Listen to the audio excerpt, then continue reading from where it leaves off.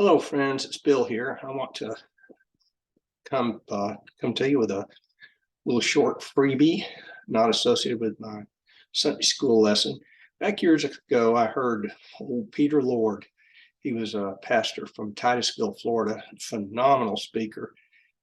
Thought he was always a lot like Robin Williams in his delivery. He was a hoot to watch. After I'd spent an entire first 23 years of my life in church, thought I'd seen everything, but then I heard him. He was a phenomenal guy. The verse in question, let me go ahead and do a share screen, is from Matthew chapter 7, and goes something like this. Do not judge others so that God will not judge you, for God will judge you in the same way you judge others, and he will apply to you the same rules you apply to others. So then it talks about the splinter in your friend's eye and the plank in yours and so forth. And I have found that that verse is particularly quoted back at Christian people who are trying to make moral judgments. I don't think that's what it's about, and I'll come back to that momentarily. But Peter Lord said that the basic sin in this, or the flaw in thinking, was the person who is judging others thinks he knows what they are thinking. And that is the dangerous part, is that you think you can read minds. You know what their motives are. And I hear an awful lot of that on the internet today, and I just basically avoid it.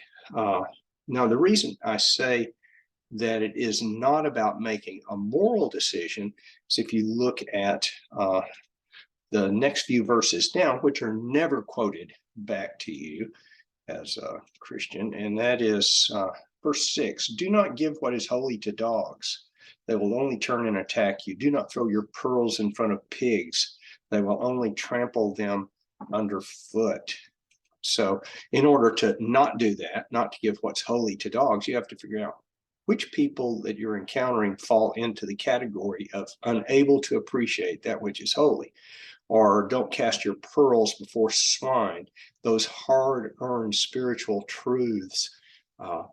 You'd want to discern which person is not capable of receiving it with the kind of appreciation.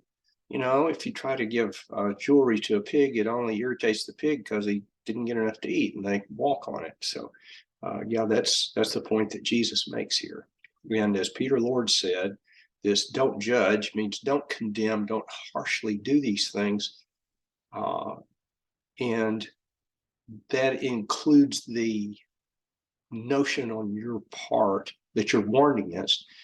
The heart of that is assuming that you know the other person's motives completely. Only God can do that. So in approaching this verse, I say, Jesus is not telling us don't make a moral judgment. Instead, Jesus is telling us don't assume that you can read minds. I had a friend I was trying to give some advice to once upon a time. I said, beware of anyone who is the sole arbiter of orthodoxy.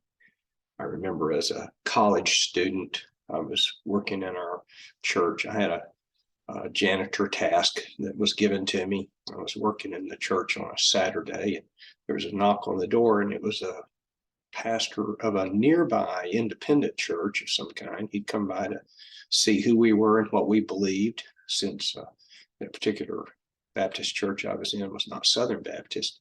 And he started in to tell me how all the other preachers in town were the devil's preachers, except him.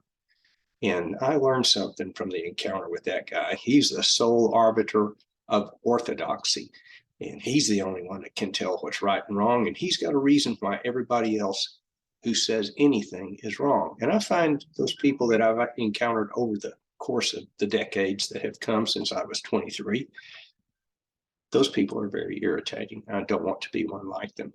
But the warning Jesus also gives in this is the same measure you use will be used against you. The same ruler you use will be measured, will be used against your deeds, your thoughts, your motives by the one true judge who can judge these things. So let's be merciful tender, kind, easily entreated, forgiving, and not be like what we see on the internet all the time anymore. Thanks for that, folks. Love you. Check back with us.